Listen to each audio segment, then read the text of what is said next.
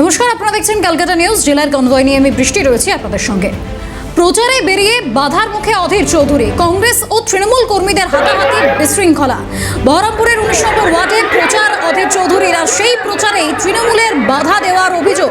Trinamool councillor Bhishmadev কর্মকারের নেতৃত্বে বাধা দেওয়ার অভিযোগ।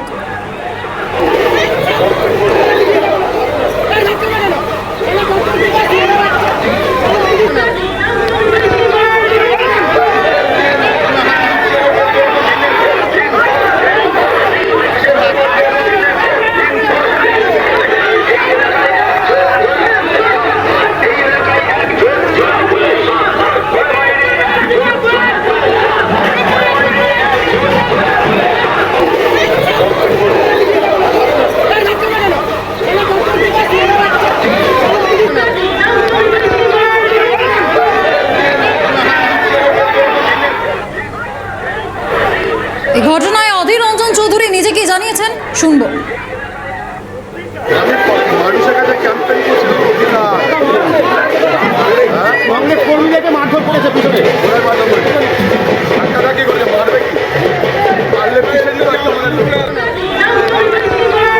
তৃণমূলের তরফে কি বক্তব্য শুনবো।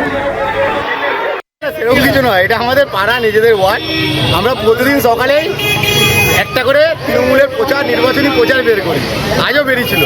তো আজকে যে রুট দিয়ে যাচ্ছিলাম শুধু গলি, পিছন থেকে দেখলাম হঠাৎ করেই পরিযায়ী নেতা আমাদের অধীরবাবু, উনিও মিছিল করতে বেরিয়ে গেলেন। তো ওনার সেন্ট্রাল বাহিনী, বিজেপির দেওয়া সেন্ট্রাল বাহিনী, আমাদের যারা কর্মীরা, নেতৃত্বরা আছে মিছিল করছিল, তাদেরকে ঘুটি দিয়ে ওনাকে সামনে নিয়ে যাওয়ার চেষ্টা করছিল। ওনারা বুঝতে পারেননি যে এটা তৃণমূলের মিছিল, তাই যেটুকু হওয়ার একটু সরু গলির মধ্যে ধাক্কাধাক্কি সেটুকু হয়েছে, এর বেশি কিছু নয়। কারণ ওনাদের সেন্ট্রাল বাহিনী যেভাবে মেশিন নিয়ে, আর্মস নিয়ে আমাদের কর্মীদেরকে ভয় দেখিয়ে সামনের দিকে ওনাদের নেতাকে নিয়ে যেতে চাইছিলেন, সেখানে আমাদের একটা সুন্দর মিছিল যাচ্ছিল সাজানো গুছানো, সেই মিছিলটাকে ভেস্তে দেওয়ার জন্য। গোটা ঘটনা প্রসঙ্গে আমরা কথা বলেছিলাম কংগ্রেস প্রার্থী আশুতোষ চ্যাটার্জির সঙ্গে। তিনি কি বলেছেন দেখব। বহরমপুরে অধীর চৌধুরী ব্যাপক মার্জিনে জিতবে, সেই জন্যই বাধা দিচ্ছে তৃণমূল, ভয় পাচ্ছে। আর রাজবিহারী বিধানসভায় কালীঘাট থানা যা আরম্ভ করেছে ভাবতে পারবেন না। তারাও এখানে সম্পূর্ণভাবে কি করে ভোটকে প্রভাবিত করা যায়, কংগ্রেস ক্যান্ডিডেট যাতে প্রচার না করে তার পুরো ব্যবস্থা করছে। এবং আমরা মনে করি অন্যায়ের বিরুদ্ধে লড়াই হবে, এবং এই যে অন্যায় সেটা মানুষ রুখবেন, মানুষের কাছে পৌঁছচ্ছেন, এবং তার যে গ্রহণযোগ্যতা সেটা যে প্রার্থী হয়েছে তারাও জানেন। তাই মানুষের যাদের কাছে গ্রহণযোগ্যতা থাকবে, তা পুলিশ প্রশাসন সব লাগিয়ে কাজে লাগিয়ে তাদেরকে আটকাবে, এটাই নিয়ম। আর মানুষ তাদেরকে আটকাবে।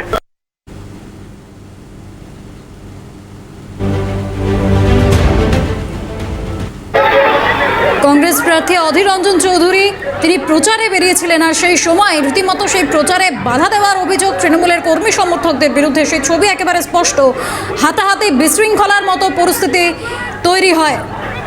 যে ছবি আমরা দেখতে পাচ্ছি, প্রচারে বাধার অভিযোগ। বিজেপির বিদায়ী বিধায়ক ও প্রার্থী অনুপ সাহাকে হেনস্থার অভিযোগ।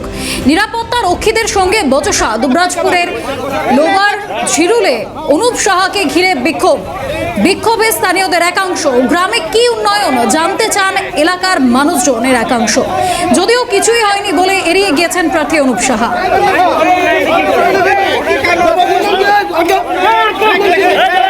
আরও এক বাধার ছবি উঠে এলো বীরভূমের দুবরাজপুরে।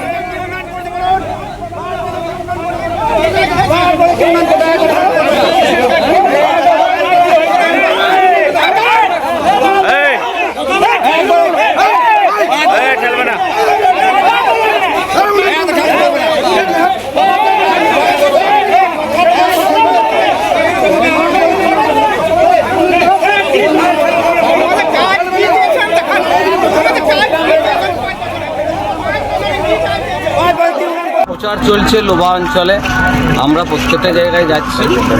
ব্যাপক সারা মানুষ ভোট দিতে চায়, তৃণমূলের নেতাকর্মীরা ভয়ে রাখতে চায় মানুষকে, আর আমরা চাই ভয়মুক্ত সমাজ দিতে। আমরা মানুষের কাছে যাচ্ছি, প্রত্যেকটা জায়গায় ব্যাপক সারা।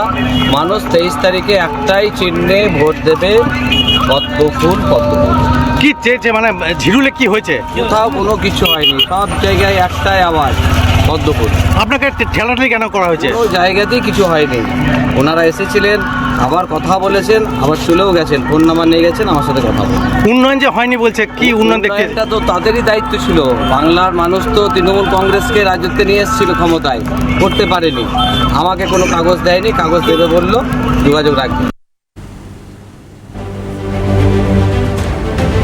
আজ মনোনয়ন জমা দেবেন বিজেপি প্রার্থী দিলীপ ঘোষ। খড়গপুরের গোলবাজার রাম মন্দিরে পুজো দিয়ে মনোনয়ন জমা। খড়গপুর মহকুমা শাসকের অফিসে মনোনয়ন জমা খড়গপুর সদরের বিজেপি প্রার্থী দিলীপ ঘোষ। আজ মনোনয়ন জমা দেবেন বিজেপি প্রার্থী দিলীপ ঘোষ। প্রথমে পুজো দেবেন খড়গপুরের গোলবাজারে, তারপর খড়গপুরের মহকুমা শাসকের অফিসে খড়গপুর সদরের বিজেপি প্রার্থী দিলীপ ঘোষ মনোনয়ন জমা দেবেন।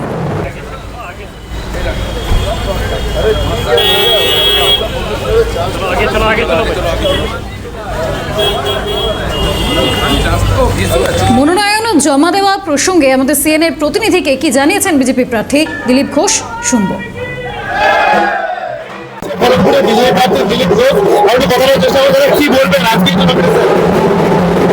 নির্বাচনের প্রচার শুরু হচ্ছে আমাদের, নির্বাচনের প্রক্রিয়ার মধ্যে শুরু হয়ে গেল। আজ থেকে ধামাকাদার প্রচারও হবে, কর্মীরা নতুন উৎসাহে লেগে পড়বেন। উৎসাহ লক্ষ্য করা আছে কর্মীদের মধ্যে। খড়গপুরের ব্যাপারই আলাদা, সব ব্যাপারে খুব উৎসাহ। রামনবমী দেখলেন তো, নির্বাচন এরকম উৎসাহে লড়ে এইভাবে লড়ে জিতবো। মানুষের সারা কিরকম পাচ্ছেন? ব্যাপক সারাই দেখতে পাবেন। খড়গপুরে রাম মন্দির রয়েছে, রাম মন্দিরে পুজো দিয়ে তারপরে কিন্তু খড়গপুরের যে মহকুমা শাসকের অফিস, সেখানে তিনি কিন্তু আজকে নমিনেশন দেবেন। পশ্চিম মেদিনীপুর থেকে ক্যামেরায় সাইনের সঙ্গে অভিষেক করতে কলকাতা নিউজ। তারাতলায় নির্বাচনী প্রচারে ফিরহাদ হাকিম। তারাতলা ব্রিজ সংলগ্ন এলাকায় প্রচারে প্রার্থী ফিরহাদ হাকিম।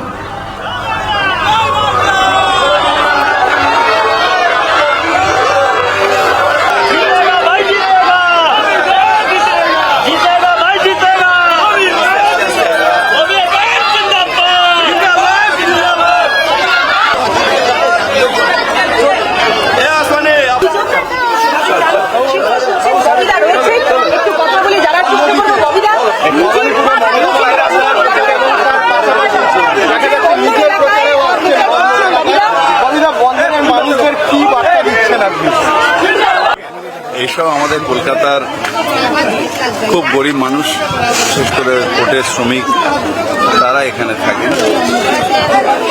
সারা মাসই তারা খেটে খান এবং আমাদের দেখলে, বিশেষ করে আমার এখানকার কাউন্সিলর আনোয়ার খান আছেন, এখানকার বেসিক নিড একটা সময় ছিল না। রাস্তাঘাট, জল, আলো, ক্রয় প্রণালী, বাথরুম, এগুলো ছিল না। আনহাইজিনিক ওয়েতে এরা থাকতো। সেই জায়গাগুলো আমরা আসার পরে আস্তে আস্তে ঠিক করে ফেলেছি।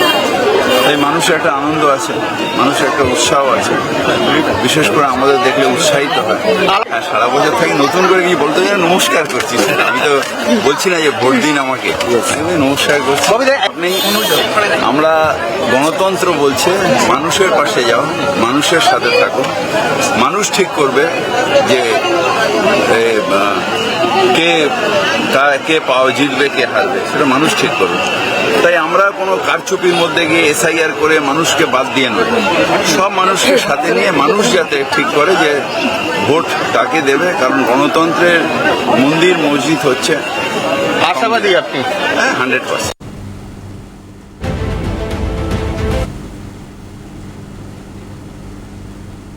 শ্রীরামপুরে নমিনেশন জমা দিতে চলেছেন সিপিআইএম এর উত্তরপাড়া কেন্দ্রের প্রার্থী মীনাক্ষী মুখার্জি।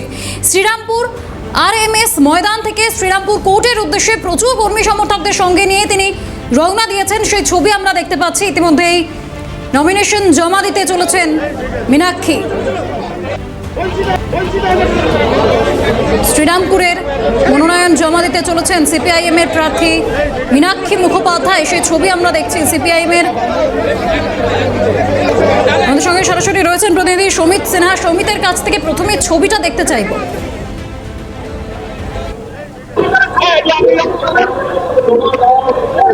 দেখো শ্রীরামপুরের ইতিমধ্যে আরএনএস ময়দান থেকে উত্তরপাড়া সিপিএম প্রার্থী মীনাক্ষী মুখার্জি সহ বেশ কয়েকটি কেন্দ্রের সিপিএম প্রার্থী তারা মনোনয়ন পত্রে জমা রাখছেন।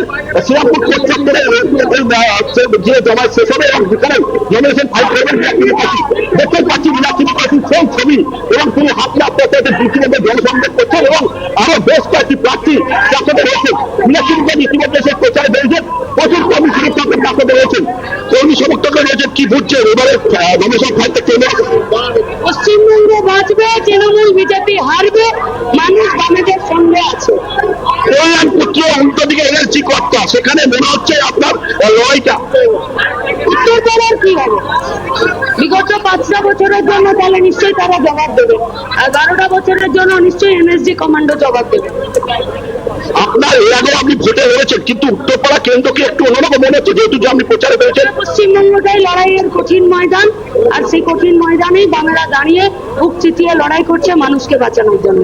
এই উত্তরপাড়া কেন্দ্রের যখন প্রার্থী ঘোষণা হয়নি তখন থেকে আপনি মাটি কামড়ে পড়ে রয়েছেন এবং তারপর তো রয়েছেন, কি বলছেন? অসংখ্য কর্মী মাটি কামড়েই পড়ে আছে গোটা পশ্চিমবঙ্গ জুড়ে। দেখতে পাচ্ছেন এখানে মীনাক্ষী মুখার্জি ইতিমধ্যে নমিনেশন ফাইল করতে যাচ্ছেন এবং কর্মী সমর্থকরা তার সাথে রয়েছেন এবং এরই পাশাপাশি বেশ কয়েকটি অর্থাৎ চাঁদপাড়ি বিধানসভা, চণ্ডীতলা বিধানসভা থেকে আরম্ভ করে শ্রীরামপুর বিধানসভার বিভিন্ন কেন্দ্রের প্রার্থী তারা নমিনেশন ফাইল করতে যাচ্ছেন এবং প্রচুর কর্মী সমর্থকের কাছে রয়েছেন। মোট 5টি কেন্দ্রের প্রার্থী তারা রয়েছেন মীনাক্ষীর সাথে এবং তারা নমিনেশন ফাইল, আমি ছবি এখন দেখাবো, ক্যামেরায় রয়েছেন সেই নমিনেশন ফাইল করতে যাচ্ছেন।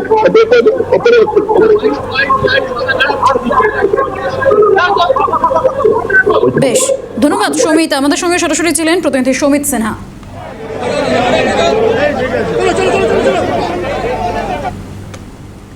অন্যদিকে বরানগরের আলমবাজার মোড়ে প্রচার সজল ঘোষের। বরানগরের বিজেপি মনোনীত প্রার্থী সজল ঘোষ বাজারে আসা মানুষদের সঙ্গে কথা বিজেপি প্রার্থীর। এই লড়াইটা রাজ্যটাকে বাঁচানোর লড়াই। আপনাদের প্রত্যেকের কাছে আবেদন করছি, ভারতীয় জনতা পার্টির পক্ষ থেকে আমি সজল ঘোষ আপনাদের প্রত্যেকের কাছে আবেদন করছি, একটা সুযোগ আপনারা বিজেপিকে দিন। আপনারা বিভিন্ন সময়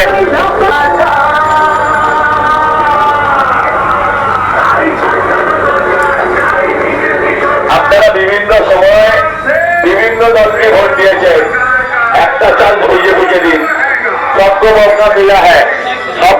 বরানগরে এই মুহূর্তে প্রচার সারছেন বিজেপি মনোনীত প্রার্থী সজল ঘোষ।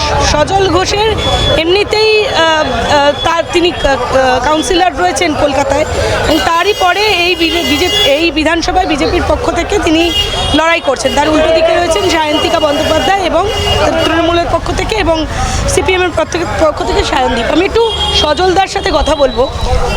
সজলদা এলাকায় প্রচার সারছেন, এটা কি পেলেন? প্রভু শ্রীরাম কে দিল? আমার ভাইরা। আচ্ছা দাদা, একটা বিষয় আমি একটু জিজ্ঞাসা করবো, এটা নাকি গামলার মতো, আপনি তো উপনির্বাচনেও লড়েছেন এবং আমাদের প্রশ্ন যে গামলার মতো বরানগরকে আপনি কিভাবে গড়ে তুলবেন? দেখুন, বরানগরবাসী আজকে বলছে যে তারা নাকি গামলাবাসী হয়ে গেছে, অত্যন্ত দুর্ভাগ্যজনক। আসলে যেখানে থাকবেন যত্রাদেশ যদাচার, আপনি যেখানে থাকবেন আপনি তো সেখানকার মতনই আচার ব্যবহার রাখবেন। এখন মমতা ব্যানার্জি এত বড় বিজ্ঞানী, তো তার প্রার্থী একজন ভূতত্ত্ববিদ হবেন না, এটা কখনো হতে পারে?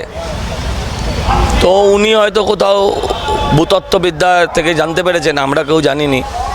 হ্যাঁ, এত বড় বড় বিজ্ঞানী ছিলেন। হ্যাঁ, পশ্চিমবঙ্গে আচার্য জগদীশচন্দ্র বোস থেকে শুরু করে এত বড় বড় বিজ্ঞানী, প্রশান্তচন্দ্র মোহলানবিশ, তিনি এখানেই, তার ইনস্টিটিউট আছে, সমস্ত কিছু আছে, কিন্তু কেউ কখনো জানতে পারেনি। সায়ন্তিকা দেবী কিন্তু সত্যিই সেই হিসেবে বাংলার গর্ব, যে সেই সমস্ত বিজ্ঞানীদের তিনি ছাপিয়ে গিয়ে তিনি জানিয়ে দিয়েছেন যে এই বরানগরটা একটা গামলার মতো। সেই জন্য ওনাকে একটা ছোট্ট করে পেন নাম জানাচ্ছি। উপনির্বাচনে লড়েছেন, মানুষের সমস্যার কথা শুনেছেন এবং এই নির্বাচনে, এই বিধানসভা নির্বাচনেও লড়া আরও অ্যাকিউট, আরও তোলাবাজি, হ্যাঁ, আরও ভয় দেখানো, আরও অত্যাচার, এগুলো বেড়েছে। আপনি মানুষকে সেভাবে প্রোটেকশন দিতে পারবেন কি, মানে যদি জিতে আসেন তো সেক্ষেত্রে প্রোটেকশন দিতে পারবেন কি? মানুষ যদি আমায় জেতাতে পারে তাহলে মানুষের প্রয়োজন হবে না আমার প্রোটেকশন। আচ্ছা, একটা প্রসঙ্গ উঠে আসছে যে তৃণমূলের নেতাদের ক্ষেত্রে নিরাপত্তা কাজে পুলিশ এত ব্যবহৃত হচ্ছে, কমিশন খুঁজেই পাচ্ছে না, বিভিন্ন পকেটে অশান্তি হচ্ছে। আমাদেরও এখানে পারমিশন চাইলে প্রত্যেক দিন পারমিশনের জন্য পুলিশ হ্যারাস করছে, প্রত্যেক দিন বলছে এটা নয় সেটা, এই পাড়া নয় সেই পাড়া করো, তাদের মতন ডাইরেকশন প্রতিদিন, নাথিং নিউ।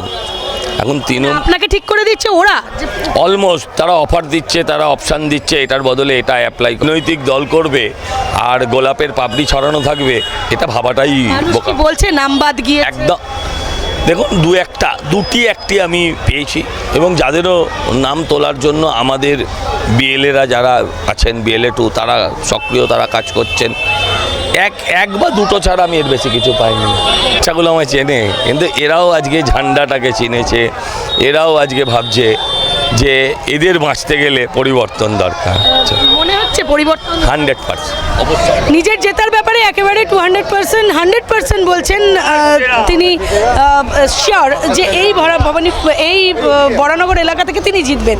কিন্তু বরানগরেই উপনির্বাচন লড়েছিলেন সজল ঘোষ এবং সেখানে হার হয়েছিল, সায়ন্তিকা বন্দ্যোপাধ্যায় সেখানে জিতেছিলেন। এবার আবার বিধানসভায় তিনি লড়ছেন, ফলত মানুষের প্রবলেমের কথা বলছেন, বা মানুষ প্রবলেমের কথা বলছেন, মানুষের কাছে প্রবলেমের কথা শুনছেন এবং তাদের সমাধানের চেষ্টাও করছেন। সকাল থেকেই প্রচার ছাড়ছেন সজল ঘোষ, বিভিন্ন জায়গায় যাচ্ছেন, মন্দিরেও গিয়েছেন, রামকৃষ্ণ মঠ একটু আগে সেখানে গিয়েছিলেন এবং বিভিন্ন মানুষের সাথে কথা বলছেন, বিভিন্ন ভাষাভাষীর মানুষ রয়েছে এখানে, ফলত সেখানে যাচ্ছেন, কথা বলছেন এবং তাদের প্রবলেমের কথা শুনছেন, অনেকে দাঁড়িয়ে অপেক্ষা করছেন তার সাথে কথা বলার জন্য। ফলত এখানে তিনি আত্মবিশ্বাসী যে তিনি এখানে জয়লাভ করবেন। প্রচার সারছেন এবং বিভিন্ন গলি এবং তারও ভেতরের গলি মানুষের সাথে কথা বলার চেষ্টা চালাচ্ছেন, প্রচার সারাচ্ছেন সজল ঘোষ।